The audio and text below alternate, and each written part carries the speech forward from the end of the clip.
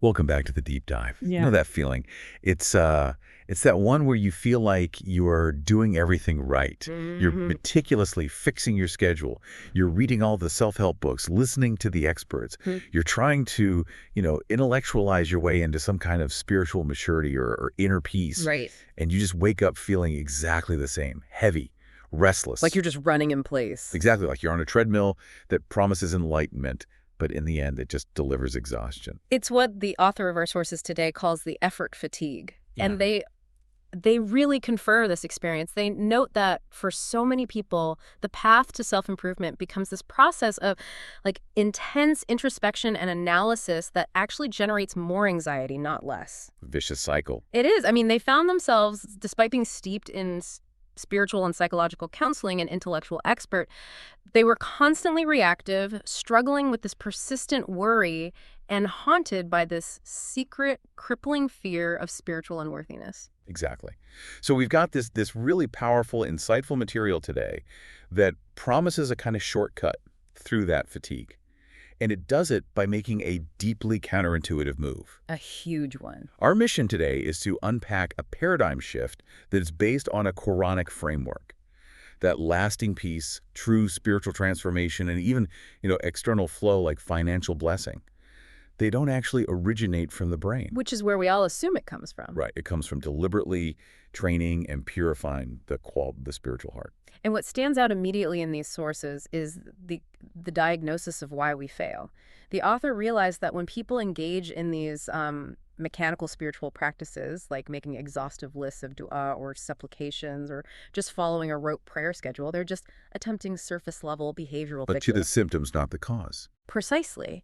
The author estimates that most people spend most of their lives stuck in that heavy, restless place because they are fundamentally addressing the wrong organ. They're trying to think better or willpower better when the real issue is in the heart's programming. Okay, so let's unpack this. Yeah. Because the entire source material challenges the very definition of where we think we think. Mm-hmm. For a listener who values logic and analysis, the idea that we need to pivot our conscious energy away from the head, the seat of our known intellect, and redirect it to some spiritual center in the chest. It's radical. It is. It sounds almost like a regression into just metaphor, doesn't it? It does. Yet the author is adamant. This is the literal hub of consciousness. And it requires reframing consciousness entirely. If you feel stuck in that cycle of analyzing your flaws and trying to impose spiritual discipline through sheer exhausting willpower, the source is basically suggesting you've been applying brain-based energy to a heart-based problem. I like that framing. Brain-based energy for a heart-based problem. So this deep dive today is all about understanding the spiritual anatomy of that inner world, proving why the Qalb is the control center, and then, and this is the crucial part, providing the practical roadmap for reprogramming it. Before we jump straight into the how-to, we really have to establish the gravity of the problem. Mm-hmm. This isn't just about some, general spiritual frustration. And it's deeper. The author needed to spend a good amount of time establishing their own credentials. And I think it's because they wanted to demonstrate that if the intellectual approach failed them, it's probably failing everyone. That's so right. This isn't a person who just read a few books on the topic. They were the smart one. Right. Studious, deeply read in both the physical and metaphysical sciences, and professionally engaged as a spiritual counselor and psychological therapist for years. They knew the terrain of the mind, the structure of religious text, and all the common pitfalls of the human psyche, intimately. And what's so powerful is that we learn that despite this deep expertise, despite internalizing complex Quranic ayahs or verses and spending countless hours in meticulous meditation and analysis on their meanings, their internal state remained miserable. Just miserable. The material notes, the anxiety wasn't cured, the reactivity was constant, and they carried this crippling secret fear that they might not be good enough to receive divine love or true assistance in their faith, their din. And that right there, that's the perfect, almost tragic illustration of what the source calls the intellectual trap. It is, because the brain, functioning as this biocomputer, it can process data, it can store it, analyze it, it can intellectually grasp the concept of mercy, for example. Yeah, I can define mercy. Exactly. But it cannot by itself fundamentally change the emotional core or resolve these deep-seated existential fears, like the fear of divine unworthiness. The author realized their biocomputer was operating at peak performance, generating complex analysis and rigorous self-discipline programs. But the output was all wrong. The output, that unshakable inner peace, was entirely missing. The data going in was perfect. The hardware it was being processed on was the wrong tool for the job. This is what leads to that critical distinction the source material makes, which I think is so often lost in modern discourse. The difference between the brain, the mind, and the Qalb. Yeah. Let's really clarify how the author demarcates these three for our audience. Okay, so they argue that the modern world, especially the Western world, we conflate the mind with the brain. And that right there is the source of the effort fatigue. So what's the brain in this model?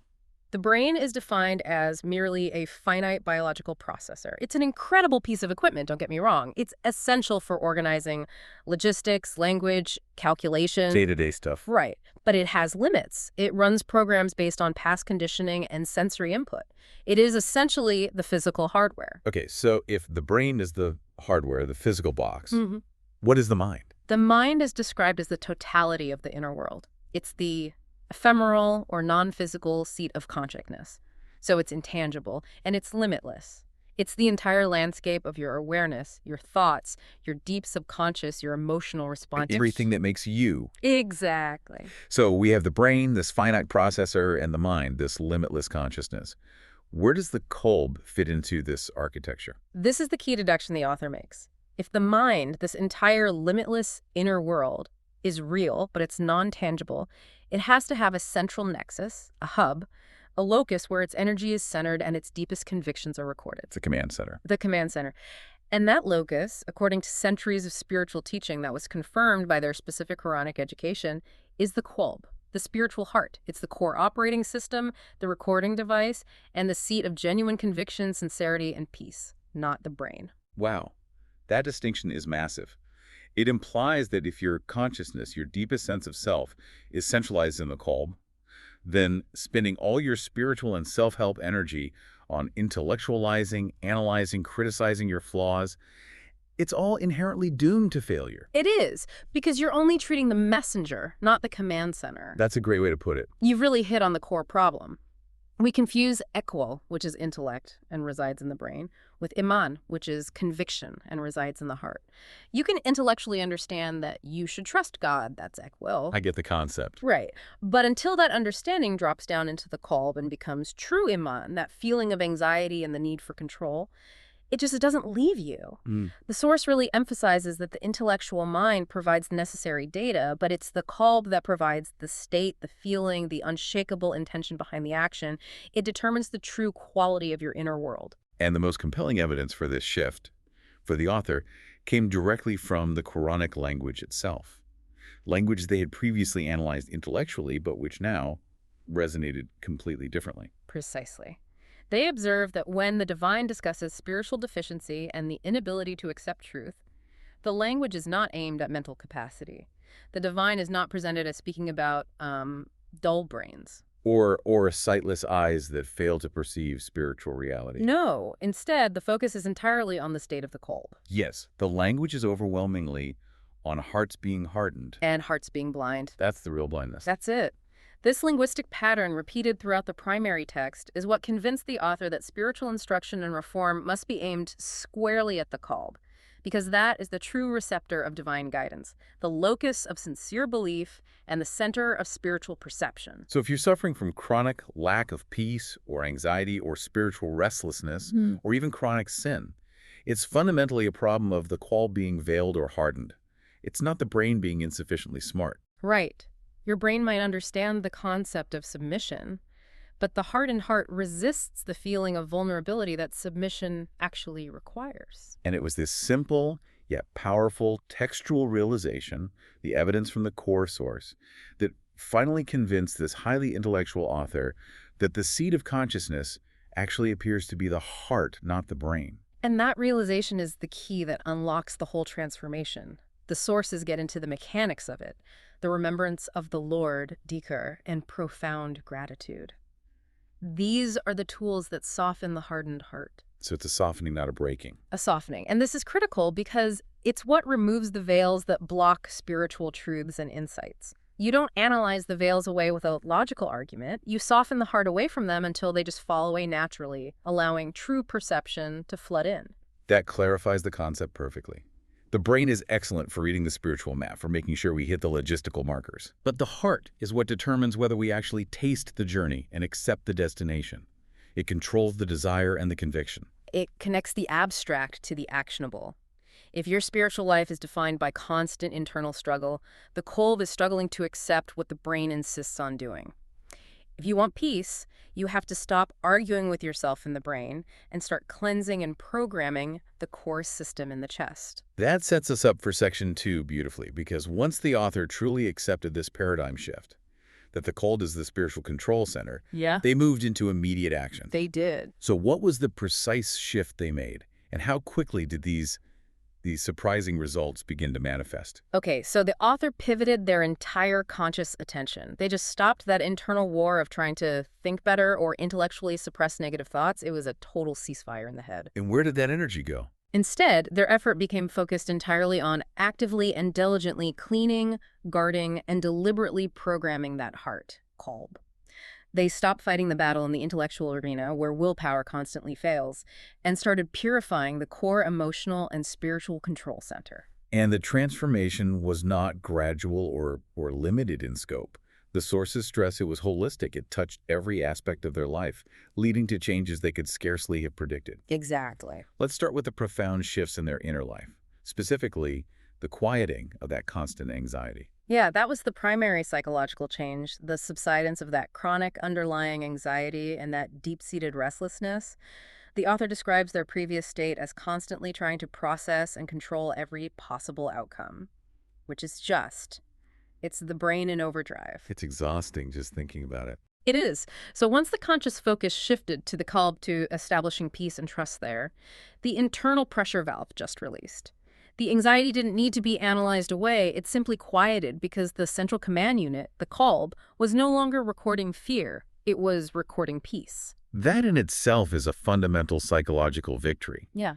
But the moral and behavioral changes are, I think, maybe even more compelling proof of the Qalb's power. I agree. The source notes that sins the author had struggled with for years, sins they fought with maximum intellectual willpower, suddenly just lost their taste. And this is such a critical insight into why willpower fails. Willpower is a finite resource. It's managed by the brain. It can force temporary behavioral compliance, sure. But it runs out. It always runs out. But when the Qalb is cleansed and programmed for a higher good, the very appetite for the lower negative behavior, it just vanishes. The sin is no longer internally registered as appealing or necessary or satisfying. So it's not a daily battle of forcing yourself to abstain anymore. Yeah. No, it's a shift in intrinsic preference. The author realized they weren't struggling to not sin anymore. They just realized they no longer wanted to. Okay, and here's where it gets really interesting for me, because it moves beyond the internal state into tangible external reality. Right. The sources mention external material changes, specifically financial blessing. No. The author writes that money came from places I couldn't predict. This moves us into the realm of baraka. And we should probably pause here because baraka is not just blessing in the way we might think of it in the West. It's a spiritual principle. It's defined as the divine sustaining power, the infusion of growth, and the ability to extract vast goodness from small resources. So it's like a spiritual multiplier effect. That's a great way to put it. The author's alignment with the divine through the Qalb turned their heart into a literal magnet for this flow. So can you give us a concrete example, even if it's, a stylized one, of how this manifestation of baraka looked in their life? Something that shows it bypassed the conventional intellectual means of problem solving. Absolutely. The sources give a stylized anecdote. The author was facing some significant unexpected financial pressure, a large debt, an unforeseen expense, something that previously they would have tried to solve through intense financial planning, analysis, and, let's be honest, a lot of fear. All brain-based operations. All brain-based. Instead, they focused entirely on deepening the peace and trust in the Qalb, reinforcing the programming of tawakkul, which is absolute reliance on the divine. So they worked on their inner state, not the external problem. Exactly. And within days, a completely unpredicted source, maybe a forgotten past investment, an unexpected professional offer, or even a sudden resolution of some long-standing legal issue, It just materialized. It resolved the crisis without them having to lift an intellectual or logistical finger. So it bypasses analysis and logic entirely. Completely. It is the physical reflection of inner harmony and trust. That truly emphasizes the holistic nature of this transformation. It wasn't just feel-good emotional work.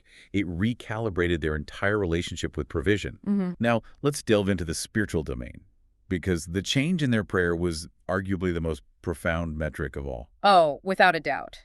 The author describes their former spiritual life.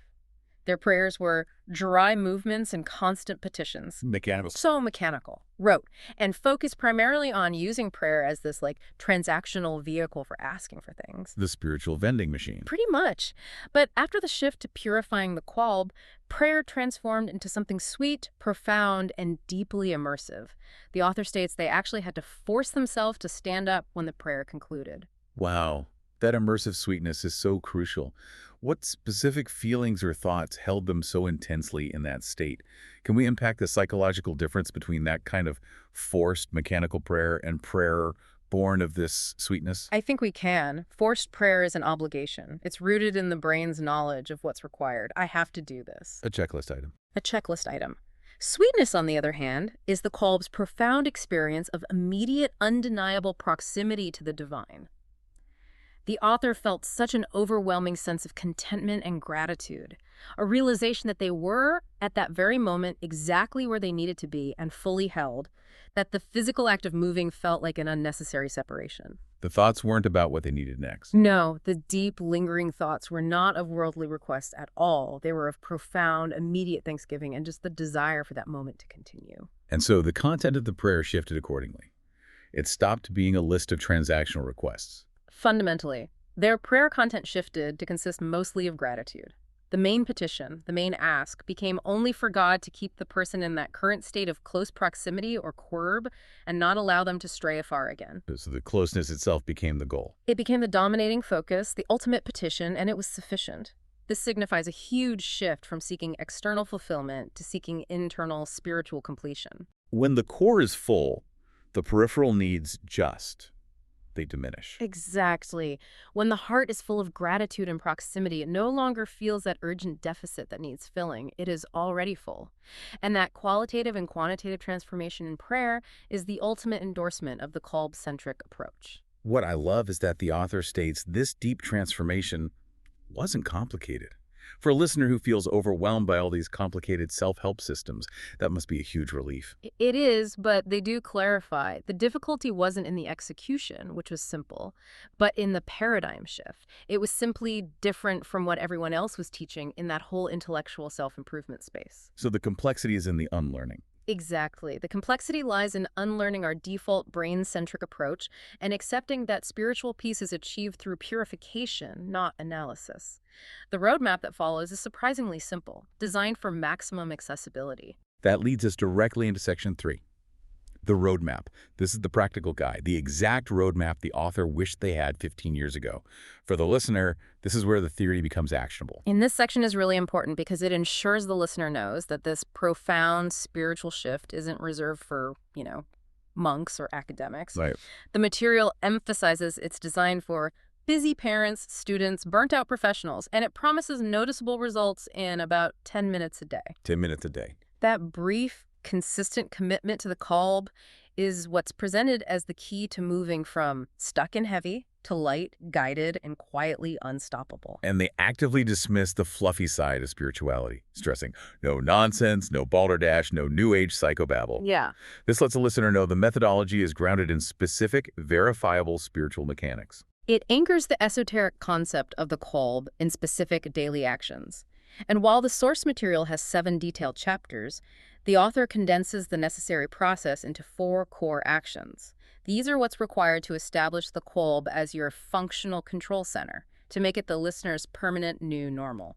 Okay, let's break down the very first action, which deals with neutralizing past trauma and conditioning. Action 1, deleting the past. How does one do that through the heart rather than through years of intellectual therapy? So, Deleting the past focuses on neutralizing the old fears and wounds that are still silently impacting your life.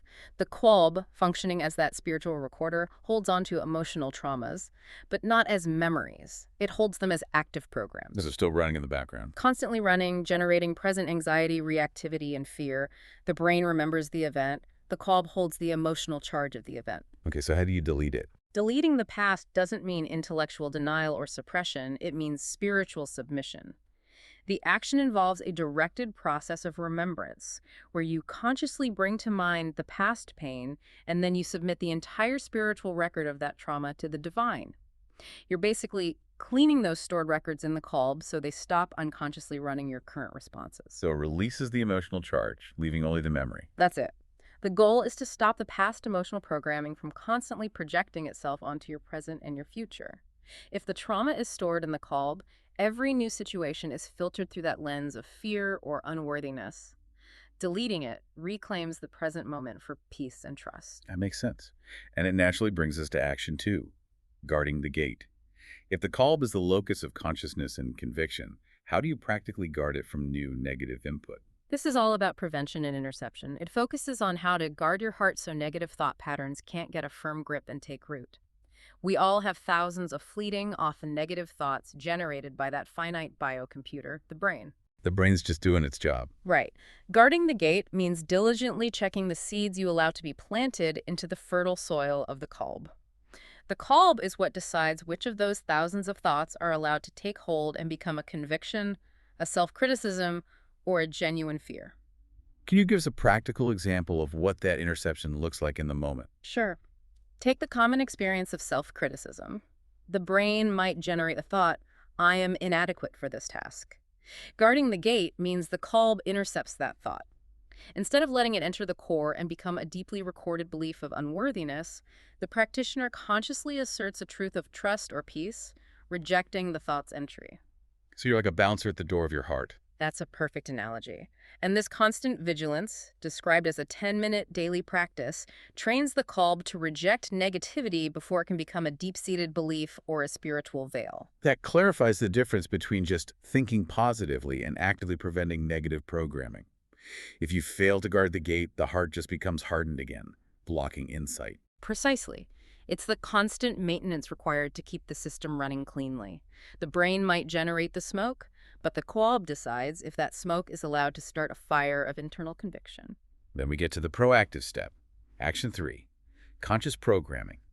This is where the positive software of peace and trust is intentionally installed. Yes, this is the critical act of programming the heart to record peace, trust, and closeness to Allah. The goal, as the source states, is to ensure the outer reflection of your inner world is something beautiful, rather than something to dread. If the heart is just passively recording fear and unworthiness, which is a state of dread, then the external world will inevitably reflect that internal disorder. it has to. And what's the specific mechanism here for this programming? Is it just repeating self-affirmations? It goes deeper than affirmation. It involves the repetitive, heartfelt acts of remembrance or dhikr and focused gratitude. This isn't just saying nice things to yourself. It's about embedding the state of tawakkul, that absolute peaceful reliance, directly into the Qalb. So it's about the feeling, not just the words. It's entirely about the feeling. The practice is designed to bypass the brain's tendency to analyze and critique the affirmation, ensuring that the peaceful, trusting state is recorded as the new default operating system for your consciousness. When the Qalb is programmed with peace, the individual operates from a state of trust regardless of what's happening in their external circumstances. And finally, the step that connects the inner work to the outer flow. Action 4, becoming a magnet. How does a clean, guarded, and programmed Qalb physically manifest as a magnet for baraka and deep insight? This is the ultimate outcome. It's the mechanism for that unexpected financial and life flow the author experienced. When the Qalb is cleansed from the past, protected in the present, and filled with trust for the future, it aligns itself with the spiritual flow of blessings of baraka. So it's about alignment. It's all about alignment. The spiritual heart is, by its nature, a receiver. When it is clean, it becomes a perfect receptor for divine assistance and for depth insight that the brain alone could never, ever achieve. The magnetizing effect means that provision, solutions, and profound spiritual knowledge are literally attracted to this state of purity and trust. It sounds like the clean call moves the individual from a state of frantic seeking of solutions Mhm. to a state of calm receiving of solutions. That's the perfect synthesis of it. It shifts your energy from struggle and effort to harmony and flow. The transformation is complete when the Qalb is the default locus of your consciousness, allowing spiritual insights to flow directly from the source of all knowledge into your daily reality. And this whole process, the 4 key actions condensed from the 7 chapters, is designed to make these deeply transformative spiritual principles the listener's permanent new normal. That's the goal. What an extensive and really practical deep dive into the architecture of spiritual consciousness. To summarize for the listener, the core thesis is radical. It's moving your conscious awareness and effort from the brain, that finite, logistics-focused biocomputer, to the inner hub, the Qalb, the spiritual heart. And that pivot is identified as the singular path to unshakable closeness to the divine and the subsequent personal peace that comes with it. It's the pathway that unlocks the flow of baraka, leading to emotional stability, behavioral purity, and even unexpected provision, just as the author experienced firsthand. The mechanism is wonderfully simple, yet so profound. Remembrance and deep gratitude are the forces that soften the hardened heart, and that in turn removes the veils of spiritual truths that prevent us from seeing clearly or feeling connected. That softening is what transforms prayer from a mechanical checklist into a moment of overwhelming sweetness and proximity. If we connect this all back to the author's initial struggle as that anxious intellectual expert, the transformation is just. It's astonishing in its scope. It really is. It went from chronic analysis and reactivity to financial flow and a prayer life dominated by gratitude and the request only to remain close. This powerfully reinforces the idea that when the center of your consciousness is correctly identified and tended to, all the other areas of your life, emotional, moral, material, they all follow suit. Mm-hmm. So what does this all mean for the listener who is currently exhausted by that intellectual treadmill? I think it means that the journey to lasting peace requires integrating the Qalb into your conscious awareness, recognizing it not as a mere metaphor, but as the actual vital spiritual destination. I mean, you have to stop fighting the wrong battle. Yes. It means accepting that the relentless effort of trying to intellectualize your way out of spiritual difficulties it's counterproductive. The author's journey from an intellectual therapist to a person reliant on the heart's peaceful guidance provides the blueprint for this crucial pivot. This leaves us with a final provocative thought supplied by the source itself, something for you to mull over as you transition back into your day. It's a powerful one. If you are truly ready to stop living from your head alone, from that place where logic constantly wars with fear, the ultimate goal is to live from the place the divine, in the Quranic narrative, is actually said to look at, your heart. And that concept alone invites the most important question of all. Where are you currently placing the center of your conscious focus? Is it in the finite processor, the biocomputer that runs on fear and data? Or is it in the limitless, pure hub of your inner world, the Qalb? We invite you to consider the profound implications of shifting that center of gravity. Thank you for joining us for this deep dive into the spiritual architecture of the Qalb. We'll see you next time.